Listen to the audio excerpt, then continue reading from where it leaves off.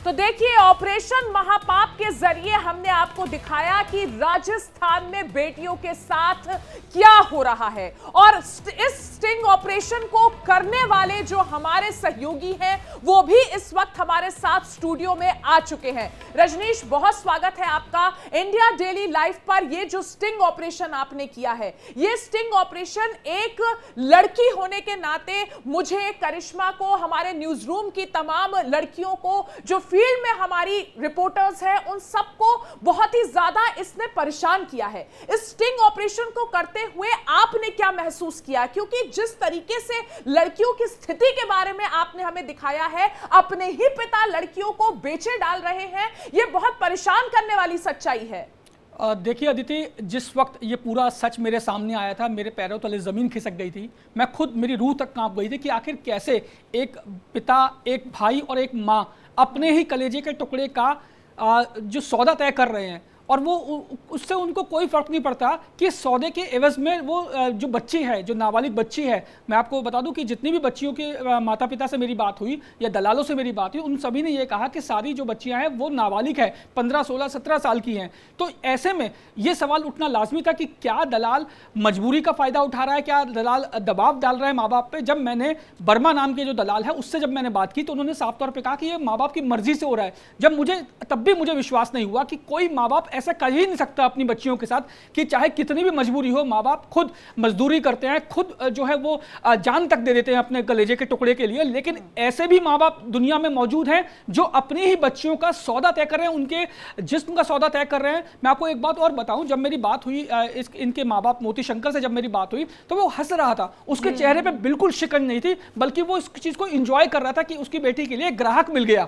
और वो उसने पहले मुझसे 4.5 लाख रुपए की डिमांड की, लेकिन जब मैंने कहा कि इतना पैसा नहीं दे सकता तो आखिर में टूटते टूटते वो 4,20,000 तक पहुंच गया और कहा कि आप ये हमें दे दो और लड़की आज से आपकी हो गई। जब मैंने कहा, इसलिए रजनीश हम इसे कह रहे हैं ऑपरेशन महापाप, क्योंकि ये आप जैसे बता रहे हैं कि आपकी मुलाकात एक दलाल से हुई, लेकिन आप सोचिए न जाने ऐसे कितने लोग होंगे और देश के अलग अलग हिस्सों में ये हो रहा होगा। और आपके जरिए देखिए, ये पूरे स्टिंग ऑपरेशन के जरिए हमने उन चीजों को एक्सपोज किया है। और क्या चुनौतियों का सामना आपको करना पड़ा? देखिए करिश्मा, चुनौतियों का सामना बहुत करना पड़ा, क्योंकि राजस्थान के जिस गांव में, चाहे वो रामनगर, बूंदी का रामनगर हो या शिवपुरा गांव हो, तमाम जगह बाहरी, गांव के बाहरी लड़के बैठे होते हैं, आदमी बैठे होते हैं, और हर एक गांव में जो बाहर का इंसान गांव में जाता है उस पर नजर रखते हैं, उनका पीछा करते हैं कि ये आदमी कौन है, कहां से आया है, क्यों इस गांव में ही एंट्री इसने की है। मैं करिश्मा, सबसे बड़ा जो चौंकाने वाली बात मैं आपको बताऊं, जिस मोती शंकर से मेरी बात हुई थी उसने अपनी बेटी के लिए ये स्टैम्प पेपर पे मुझे लिख के दिया कि मैं अपनी बेटी को आपको दे रहा हूं 1 साल के लिए, आपने 20,000 रुपए मुझे दिए। हम अपने दर्शकों को बताना चाहते हैं, ये इस तरीके का दस्तावेज इससे पहले आपने कभी भी किसी भी न्यूज चैनल पर नहीं देखा होगा, जहां एक पिता अपनी बेटी का सौदा कर रहा है बाकायदा स्टैंप पेपर पर। इंडिया डेली लाइफ पर यह एक्सक्लूसिव तस्वीर, यह बहुत परेशान करने वाली तस्वीर है। देखिए, हमने आपको इस ऑपरेशन की जब शुरुआत की, इस शो की शुरुआत की, तो आपसे ये कहा था कि यह ऑपरेशन महापाप आप तक लाने में हमारा कलेजा फट गया। लेकिन यह सच्चाई है, यह हकीकत है, यह हमारे देश में हो रहा है, हमारे देश के एक बड़े प्रदेश में हो रहा है। और देखिए किस तरीके से दस्तावेज पर इस पिता ने अपनी ही बेटी के सौदे के दस्तखत किए हैं। कलयुग की जब हम बात करते हैं तो ये ऐसे दस्तावेज सामने आते हैं। और उसमें भी देखिए 50 रुपए लिखा गया है। 50 रुपए में बेटियों को बेचा जाता है। बेटियां कहां जाती हैं किसी को नहीं पता, लेकिन ऐसे धड़ल्ले से वहां पर इस तरीके का कारोबार चल रहा है। वही बेटियां जिसे नाजों से पाला, और देखिए कैसे एक ही पल में उसको बेच दिया जा रहा है। आखिर क्या समझा जा रहा है इन बेटियों को? क्या बेटियां सच में बोझ है? रजनीश, देखिए करिश्मा, बिल्कुल बेटियां इनके लिए, मैं आपको बताऊं, बोझ नहीं है, बल्कि इनके लिए कमाई का एक साधन है। पूरे गांव में कोई भी पुरुष मुझे ऐसा नहीं दिखा जो बाहर कमाने के लिए जाता हो। सभी पुरुष घर के बाहर जो है वो खाट डाल के वहां पे सो रहे होते हैं, और जैसे ही कोई ग्राहक जाता है तो ऐसे गिद्ध की तरह लपकते हैं उसके ऊपर कि इसकी जितना पैसा हो इससे निचोड़ दिया जाए, बदले में अपनी बेटी के साथ कोई भी हैवानियत ये लोग करें, उससे कोई फर्क नहीं पड़ता। साथ ही करिश्मा, अगर मैं आपको बताऊं कि जो कॉन्ट्रैक्ट मोती शंकर ने मुझे खुद साइन करके दिया, वो बहुत एक्साइटेड था कि जल्दी से जल्दी पैसा उसके पास आ जाए, इसके लिए कुछ भी करना पड़ जाए। उसने महज, आप यकीन नहीं मानेंगे, जब उसने मुझसे पैसों का दबाव डाला तो मुझे मजबूरन वो सच्चाई सामने लाने के लिए 20,000 रुपए उसको देने हुए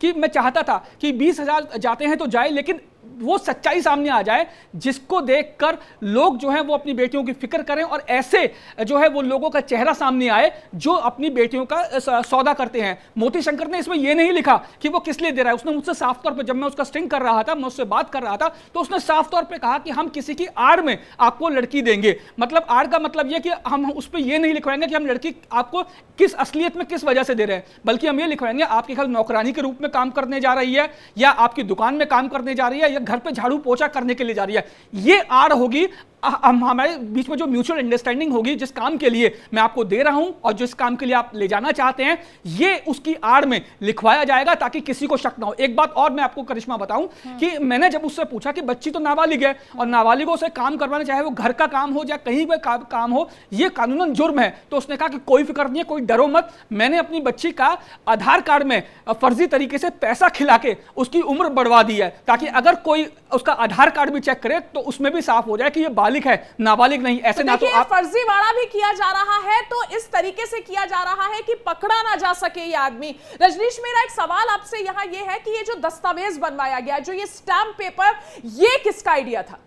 देखिए, सबसे बड़ी बात यह थी कि अभी तक, आज तक टीवी के इतिहास में कभी भी स्टैम्प पेपर सामने नहीं आए, क्योंकि ये स्टैम्प पेपर बहुत चोरी छुपे और गुपचुप तरीके से इस तरीके के कॉन्ट्रैक्ट बनते थे। मुझे तकरीबन 10 दिन लगे इस कॉन्ट्रैक्ट को हासिल करने में। आपको मैं बताऊं कि शुरू के 5-6 दिन तो मुझे इधर उधर टहलाया गया। 7वें दिन ये लोग मेरे सामने आए, बातचीत हुई, इन्होंने कबूल किया। फिर मेरी क्यूरियोसिटी ये थी, क्योंकि कानून सबूत मांगता है कि कल को ये वर्बली मुकर जाए कि हमने तो ऐसा बोला ही नहीं था या हमसे बुलवाया गया था। इसीलिए मैंने कहा मुझे कॉन्ट्रैक्ट चाहिए, मुझे कॉन्ट्रैक्ट बना के दो, ताकि कल को मैं भी ना फंस जाऊं कि आप ये ना कह रहे कि हमारी लड़की को बिना हमारी इजाजत के ले गया। आप कॉन्ट्रैक्ट मुझे बना के दीजिए, क्योंकि यही बात सामने आ रही है कि कॉन्ट्रैक्ट लगातार बनाया जाता है। तो फटाफट गया और इसने महज आधे घंटे के अंदर ना सिर्फ स्टैम्प पेपर खरीद के लेके आया, बल्कि अपने ही गांव में किसी शख्स से लिखवा के लेके आया कि इस तरीके से लिख दो, मैं अपनी बेटी को दे रहा हूं। और उस स्टैम्प पेपर पर लिखने वाले ने भी उससे बकौल मोती शंकर 500 रुपए उससे लिए कि इस पर लिखने को लेकर, क्योंकि उसकी बेटी का सौदा हो रहा था, उसके पास लाखों रुपए आ रहे थे। इसलिए जो लोग इसमें इन्वॉल्व हो रहे थे वो अपना अपना कमीशन ले रहे थे, अपना कमीशन देख रहे थे। रजनीश, एक और सवाल आपसे मैं यहां ये करूंगी कि इस स्टिंग ऑपरेशन के दौरान क्या आपकी किसी बेटी से भी बात हुई? क्या आप किसी ऐसी बेटी से बात कर पाए जिसके पिता, भाई इस तरीके से उसका सौदा कर रहे थे? देखिए, बिल्कुल अदिति, मेरी जब मोती शंकर से मेरी बात हुई, उससे पहले जब मैं बर्मा जो दलाल था उससे जब मेरी बात हुई, तो उसने मुझे तकरीबन 5 लड़कियों से मिलवाया। 5 लड़कियों। रजनीश, आपको यहां रोकूंगी। इस वक्त राम कुमार कसवा, एएसपी बूंदी हमारे साथ जुड़ गए हैं। राम कुमार साहब, ये स्टिंग ऑपरेशन महापाप आपने इंडिया डेली लाइव पर देखा, क्या कहेंगे आप? बूंदी में इस तरीके से बेटियों की खरीद फरोख्त हो रही है। अभी स्टिंग ऑपरेशन से देखा कि यहाँ रामनगर के आसपास इस तरह की घटना आपने उजागर की है। इस संबंध में पुलिस का यही कहना है कि इस संबंध में पुलिस जल्दी से जल्दी सख्त कार्रवाई करेगी। तो अब तक राम कुमार जी आप इससे अवगत नहीं थे? एएसपी साहब, अब तक आप इससे अवगत नहीं थे? ये काम बहुत समय से हो रहा है राम कुमार जी। हमारे जरिए, इंडिया डेली लाइव के जरिए एक्सपोज हमने किया है, लेकिन अब तक आप इससे अवगत नहीं थे। तो हैरानी वाली बात है। साहब की आवाज धीरे आ रही है। राम कुमार जी, मेरा सवाल ये है, अब तक आपको इसके बारे में नहीं पता था कि वहां पर लड़कियों के साथ ऐसा होता है? मैडम वापस सवाल कीजिए, आवाज नहीं आ रही है आपकी। राम कुमार जी, मेरी सहयोगी आपसे पूछ रही है कि ऑपरेशन महापाप देखने के बाद आपको पता चला कि आपके क्षेत्र में यह महापाप हो रहा है, उससे पहले आपको नहीं पता था कि आपके इलाके में लड़कियों के साथ इस तरीके से दुर्व्यवहार हो रहा है, लड़कियों की खरीद फरोख्त हो रही है?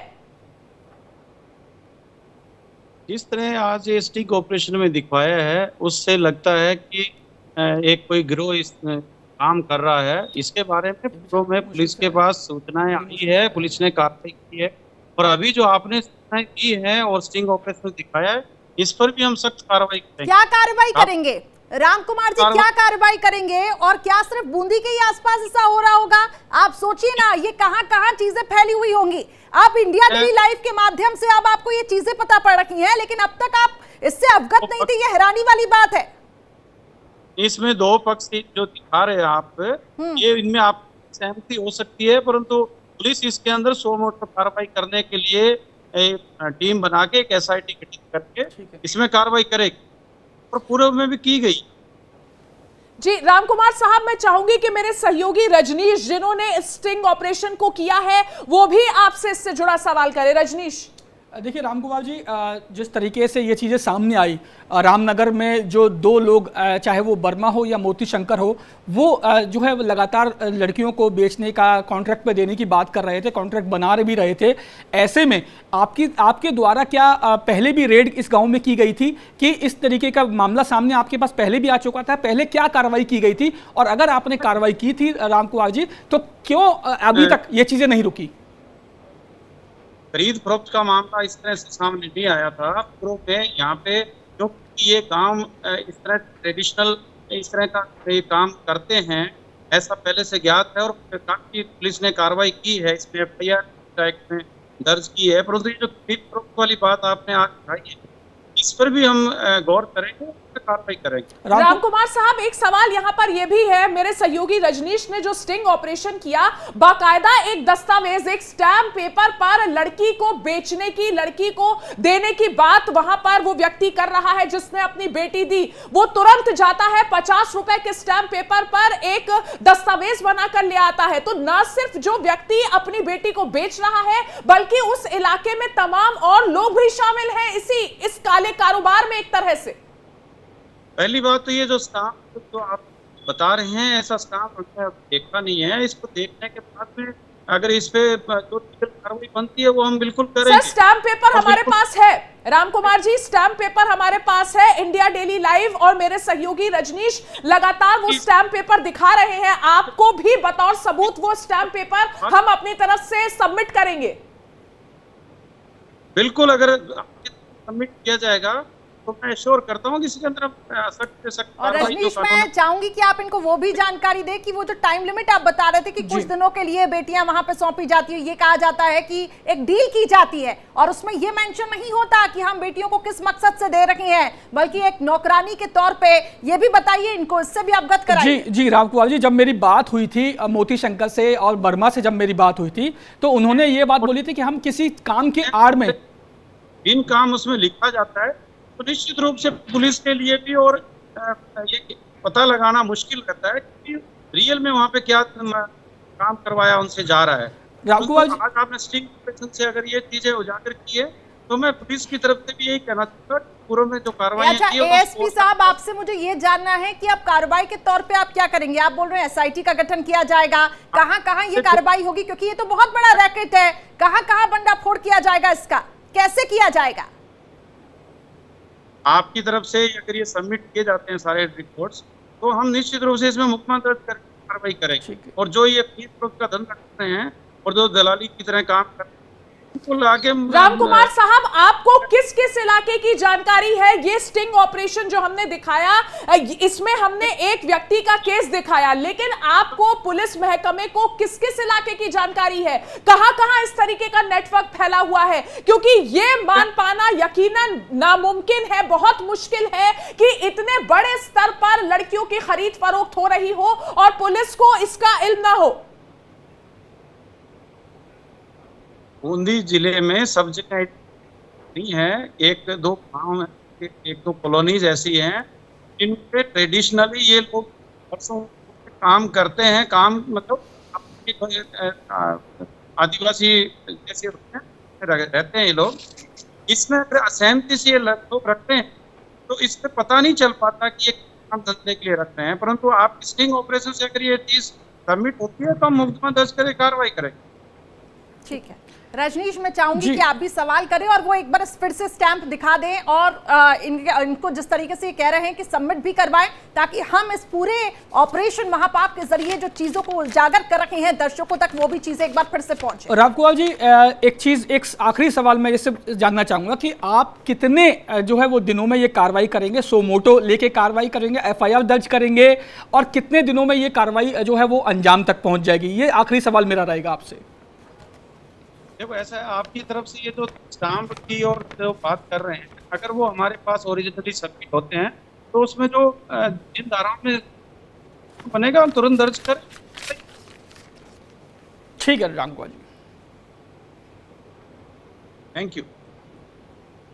तो ये बूंदी के एएसपी रामकुमार कसवा थे, जो कह रहे हैं कि इंडिया डेली लाइव ने जो ये महा ऑपरेशन किया है, ऑपरेशन महापाप, और बताया है कि किस तरीके से लड़कियों की खरीद फरोख्त हो रही है, उसे लेकर अब पुलिस को जो ये जानकारी स्टिंग ऑपरेशन के जरिए मिली है, पुलिस अब इस मामले में एक्शन लेगी। तो इंडिया डेली लाइव के स्टिंग ऑपरेशन का ये बड़ा और तुरंत हुआ असर देखिए। स्टिंग के बाद बूंदी के एएसपी रामकुमार कसवा ने कहा कि अब स्टिंग ऑपरेशन को देखकर एसआईटी का गठन किया जाएगा।